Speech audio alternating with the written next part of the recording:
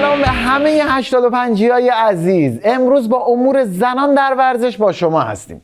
همینطور که میدونید برای ما امور زنان از امور مردان مهمتره. اصلا امور مردان آخه چه جذابیتی داره؟ هیچی. از اسم برنامه هم معلومه که برنامه 85 برنامه ورزشی زنان است. مردا هم برن تو همون 90 و 360 و 480 و 720 و 1080 و چه میدونم 4K و LCD و اینها در موردشون حرف بزنن. اینجا فقط زنان. یه ویدیو ببینین از مشکلات دویدن زنان که خانم ها روش تمرین کردن متاسفانه کچلی گرفته زمین چمن. چرا؟ به خاطر اینکه نتوانستیم نحوه دویدن دخترها رو آموزش بدیم. ببینید دخترها نحوه دویدنشون روی چمن و فوتسال فرق میکنه. ما اگر امروز نتونیم بگیم دختر چگونه گام برداره روی زمین چمن خراب میشه آقای زارعیان، مثل که خراب شد. آخه مردی که زنان دویدنشون مشکل داره چیه؟ زنت دویدنش مشکل داره. اگه زنت خوب میتونست بدوی از دست تو فرار میکرد. یعنی زنت تو خونه راه میره فرشتون کچلی میگیره. تو خودت اصلا تا حالا یه بار توی زمین چمن دویدی؟ وسط کویر یه زمین درست کردید، خب نمیتونین ازش چمن در بیارید، میگید مشکل از زناست. همین قطر که میزبان جام جهانیه خودش وسط کویره.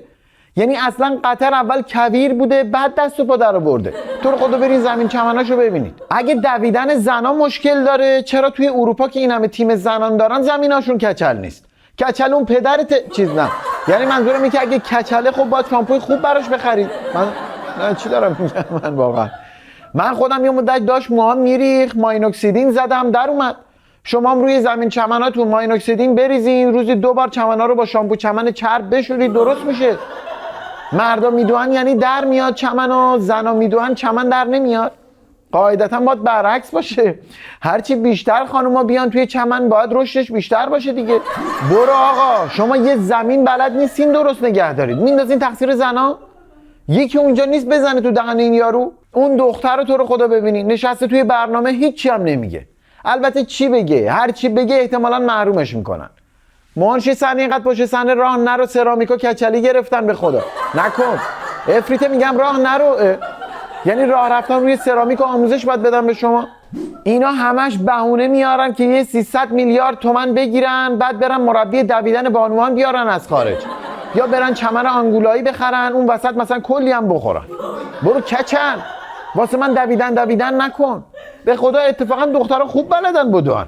من یه دوست دختر داشتم، منو وسط خیابون با یه دختر دیگه دید. آقا این 1 ساعت توی خیابون داشت دنبال من میدوید، مثل غزال تیزپا روی تپه ها و اینا بالا پایین میپرید. اصلا من مشکلم با زنا و مرداش نیست. آخه مردی که تو غلط میکنی در مورد یه قشری از جامعه اینجوری حرف میزنی، به خدا گیر میدم بهت، ولت نمیکنم. 1 سال کچل میکنم همینجا.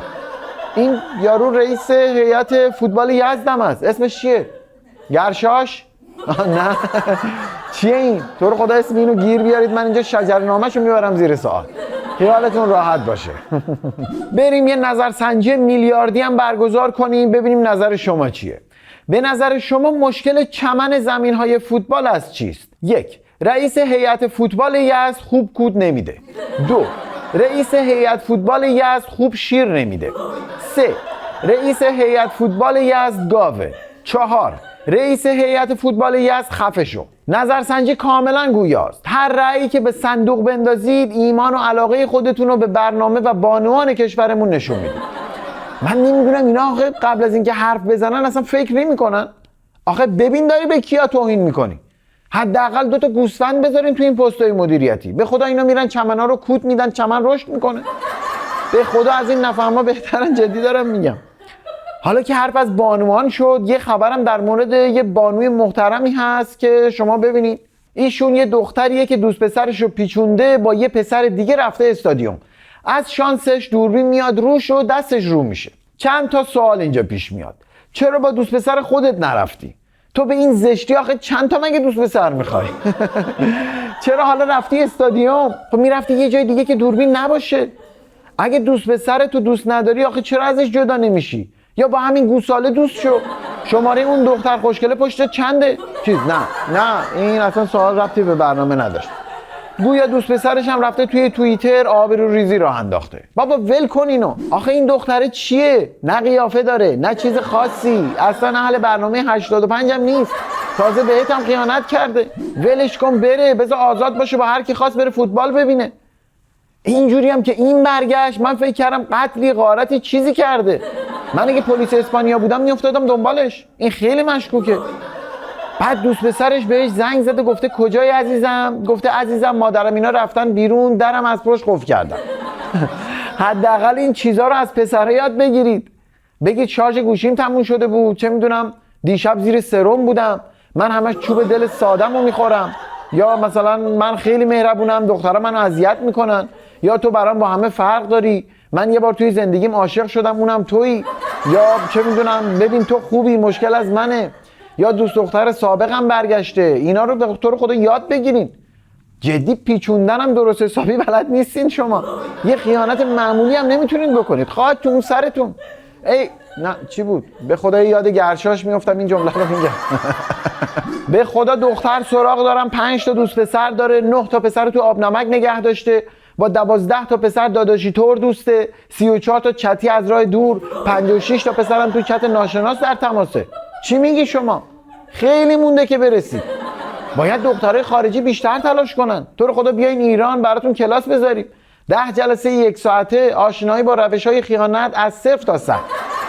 حرف از آموزش شد، یه ویدیوی آموزشی هم ببینید از جواد خیابانی عزیز، استاد همه چیز. مثلا تو اساطیر یونان داستانی هست که هرکول پسر زئوسه اما پسر هرا نیست. زئوس مثلا خدای خدایانه، هرا خدای الهه مثلا زن کوه المپه. کوه المپ هم جایی که خاستگاه المپیکه دیگه، خاستگاه ورزش کوه المپ دیگه. مثلا میگن هرکول برای اینکه باید قوی بشه حتما باید شیر هرا رو بخوره. نصف شب میشه زئوس به خاطر اینکه هرا با هرکول بد بوده، هرکول رو میذاره مثلا رو سینه هرا، شروع میکنه شیر خوردن. هرا بیدار میشه میفهمه برمی‌داره پرتش میکنه هرکول کنار، مثلا شیری که میپاشه کهکشان راه شیری به وجود میاد. آموزگار همه ما ایرانی هست. بنده خدا البته داستان درسته ها، ولی یه جوری گفت که من دقیق مشخص نبود، من نفهمیدم چیه جریان. هرکول گویا داشته از سینه هرا شیر میخورده، بعد با دست میزنه شیر میپاشه توی آسمون، کهکشان راه شیری به وجود میاد. درست میگم؟ خیلی عجیبه، من نمیدونم. به خدا از وقتی جواد خیابانی این داستانو تعریف کرده ارزش پول یونان 399% افت کرده.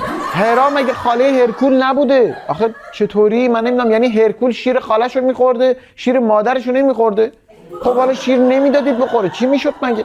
به خدا ما خودمون با شیر خشک و شیر کم چرب گاوی بزرگ شدیم. البته یه کمی زانوام ساییده شده، چشمام ضعیف شده که آها اون ربطی به شیر مادر نداره. درسته؟ آها بله اون واسه مسائل دیگه است. آره. حالا این هیچی، بذارید من خودم یه داستان بهتون بگم. یه روز هرکول کنار خیابون وایساده بوده، یکی بهش میگه هرکول منو کول میکنی؟ میگه مگه من شاسکولم؟ بعد یهو میزنه زیر گوش پسری به نام شمس و شمس میپاشه توی آسمون، منظومه شمسی به وجود میاد. خیلی داستان جذاب و واقعی بوده.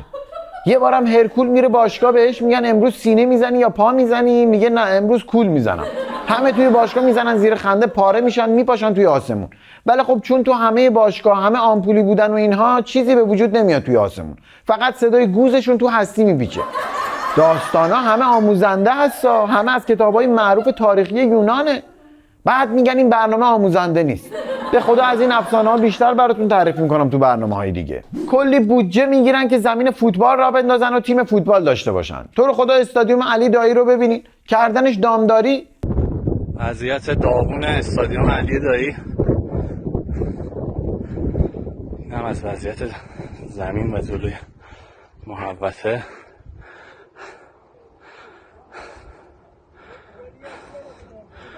یه گوسفند وسط زمین میاد. گوسفند ول کردن توش. حداقل به خاطر علی دایی خجالت بکشید. حالا ما به جهنم، ما اصلا خودمون گوسفندیم. بیا با ولی علی دایی حرمت داره، کلی توی جهان قبولش دارن. شما گوسفند ول دادین تو ورزشگاهش؟ بودجه هم میگیرید میخورید، هیچی به هیچی.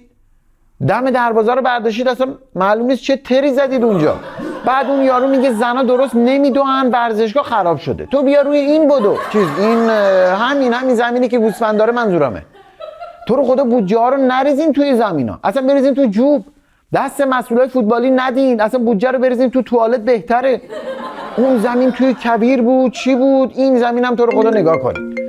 اصلا هرس میخورم من. الو جان سیروس، چاکرم نوکرم داداش، فدایی داری، چش مایی، دل مایی، قلبگاهی، جونم. آها، دخترای محل به نشانه اعتراض اومدن توی کوچه دارن میدوئن. یا خدا الان اومدم، سیروس جون اومدم.